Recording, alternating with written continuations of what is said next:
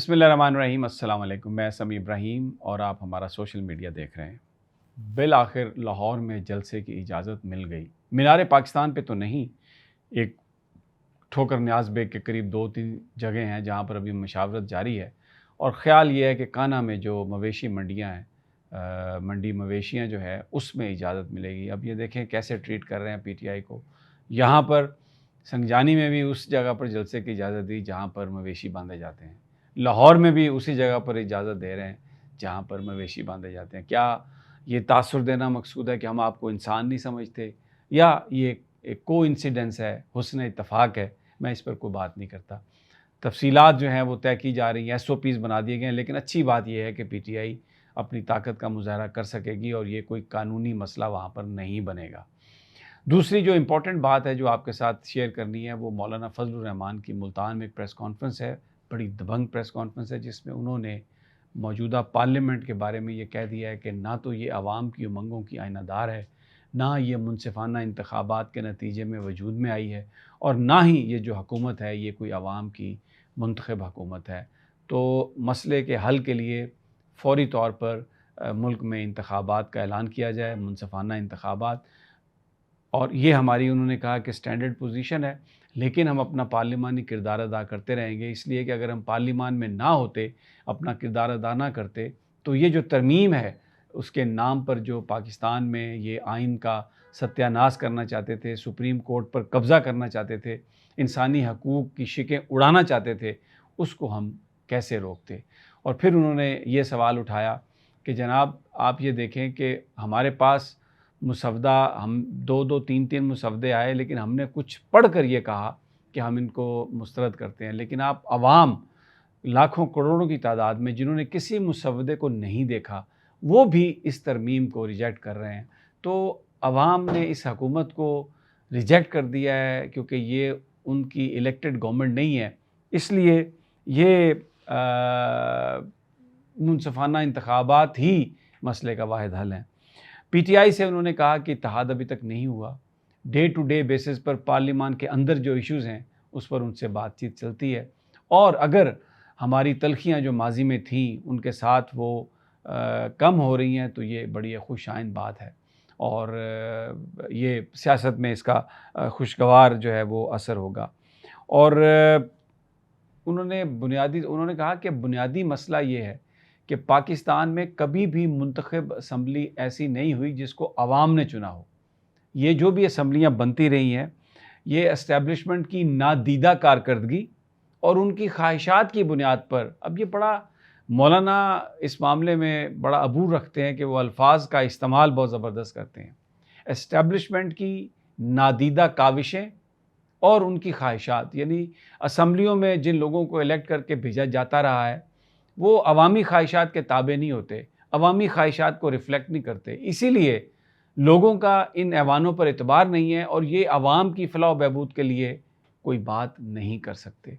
बड़ा खुलकर आज उन्होंने बयान दिया, मौक़िफ़ किया है, लेकिन बहरहाल गुफ्तगू का सिलसिला उनका जारी है। बिलावल भुट्टो के हवाले से भी बड़े सवालात हुए। असल जो एक पिछले दिनों बात हुई थी कि अब मौलाना ने ये कहा है कि जो कुछ भी हो अब तो फार्म 45 या फार्म 47 से ही काम चलाना पड़ेगा। आज उन्होंने इस हवाले से अपना मौक़िफ़ वाज़ेह किया कि पार्टी उनकी नया इंतखाब चाहती है, इस इंतखाब को मुनसिफाना नहीं मानती, इस हुकूमत को मुंतखब नहीं मानती, लेकिन अपना पार्लिमानी किरदार अदा करती रहेगी।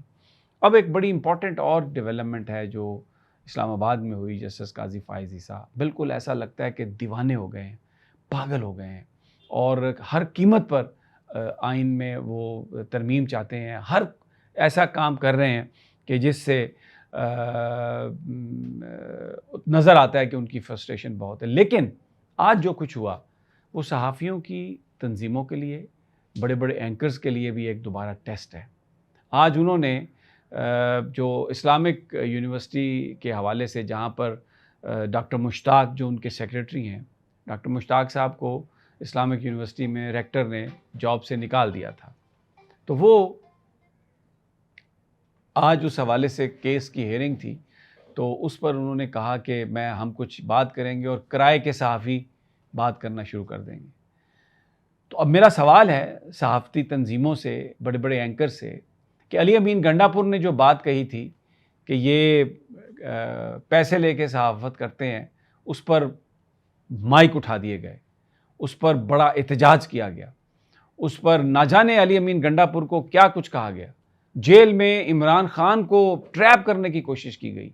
पीटीआई पर एक, मैं उसे कहूँगा, तूफ़ान बदतमीज़ी लॉन्च कर दिया गया।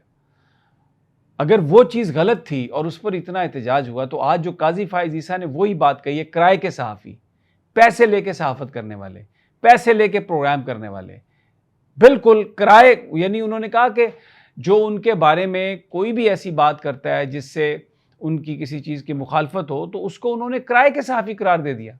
तो मुझे ये बताइए, अब क्या कोई एहतजाज होगा? अब क्या काजी फायज़ ईसा से कोई कोर्ट रूम से कोई सहाफ़ी उठ के जाएगा कि आपने हमें किराए के सहाफ़ी कहा है, हम जा रहे हैं उठ के? कोई सहाफ़ती तंजीमें एहतजाज का ऐलान करेंगी? ये काजी फायज़ ईसा साहब के हवाले से कुछ बात करेंगी? ये एक बहुत बड़ा टेस्ट है। दूसरा, एक और बात हुई आज कि इस्लामिक यूनिवर्सिटी की जो रेक्टर हैं, खातून थी, तबीयत उनकी ख़राब थी, लेकिन काजी साहब ने हुक्म दिया कि इनको लेके आएँ आप, क्योंकि डॉक्टर मुश्ताक साहब को बरतरफ किया था। डॉक्टर मुश्ताक साहब वो तोता है जिसमें काजी फायज़ ईसा की जान है, क्योंकि ये इल्ज़ाम लगाते हैं दूसरे लोगों पर कि जी वो अपने पसंदीदा अफराद भर लेते हैं। इन्होंने क्या किया? सुप्रीम कोर्ट में आते ही अपना सेक्रेटरी जो है वो इस्लामिक यूनिवर्सिटी से ले आए, मुश्ताक साहब। कौन सा उनका सुप्रीम कोर्ट में उनकी कोई मुलाजमत है जो इन्होंने, जो सुप्रीम कोर्ट में लोग थे उनको वापस भेजा, जो जजेस के जो साथ काम कर रहे थे, मुश्ताक साहब को साथ ले आए। एक तो पहले इसका जवाब दे दें। दूसरा, फिर उस खातून के बारे में इंतहाई तज़हीक आमेज़ इन्होंने गुफ्तगू की। उसको कहते हैं खातून को कि उसको कि ले जाएं इसे, और अगर बीमार हो तो इस्तीफ़ा क्यों नहीं दे देती हो? ये काजी फायज़ ईसा जो अपने आप को चीफ जस्टिस ऑफ पाकिस्तान कहते हैं, और ये इतना बड़ा बहरूपिया है कि जिस दिन इसने हल्फ उठाया, अपनी खातून को, अपनी बेगम को साथ लेके खड़ा हुआ और ये तासुर दिया कि मैं ख़वातीन के हकूक़ का बहुत बड़ा लंबरदार हूँ। तो ये आम जो गरीब ख़वातीन है पाकिस्तान की, उनके हकूक़ का लंबरदार नहीं है, ये सिर्फ़ अपनी बीवी के हकूक़ का लंबरदार है। और आज जो इन्होंने गुफ्तगू की उस बीमार रेक्टर के बारे में, जो एक पढ़ी लिखी खातून सी, काजी फायज़ ईसा से बहुत ज़्यादा पढ़ी लिखी, बहुत ज़्यादा मोतबर, बहुत ज़्यादा इज़्ज़त वाली। काजी की तो इज़्ज़त अब तो ना कोई वकील करता है, ना साइल करते हैं। किसी से पूछें काजी कौन है, तो जैसे मौलाना फजलुर रहमान ने कहा कि वो लोग, अक्सरियत जो है जिन्होंने मुसवदा नहीं देखा वो उसको रिजेक्ट कर रहे हैं। तो बहुत सारे लोग जो काजी की अदालत में नहीं आए, जिन्होंने काजी को नहीं देखा, वो इतने इतने बड़े फक्कड़ निकाल रहे हैं काजी फायज़ ईसा को। वो कह रहे हैं कि ये पाकिस्तान में इसने निज़ाम तबाह कर दिया। वकला ने कहा कि जवाल ले आया। तो आज हज़रत मौला अली का कौल है कि जब किसी आदमी को इख्तियार मिलता है तो जो उसके बातन में जो कमीनगी है या जो गंदगी है वो बाहर आती है। तो आज उस खातून के बारे में ये अल्फाज इस्तेमाल करना कि इसको ले जाओ यहाँ से, और उसको कहना कि तबीयत ख़राब है तुम्हारी तो इस्तीफ़ा क्यों नहीं देती हो, इंतहाई ऑब्जेक्शनेबल ये वर्ड्स हैं, मिसकंडक्ट है, अपने ओहदे का नाजायज़ इस्तेमाल है। और अब ये देखें, अब ये सहाफ़ियों के लिए टेस्ट है। वो जो बड़े बड़े जुगादरी, बड़े बड़े जय्यद सहाफ़ी बड़ी बड़ी तनख्वाहें लेते हैं, आएँ इस पर ज़रा बात करें, और वो जो यूनियंस, उनके जो ओहदे, उनके जो सरबराहान हैं, वो बताएं आके कि जनाब हम इनको भी इस पर रिजेक्ट करते हैं। अगली वीडियो तक इजाज़त, अल्लाह निगहबान।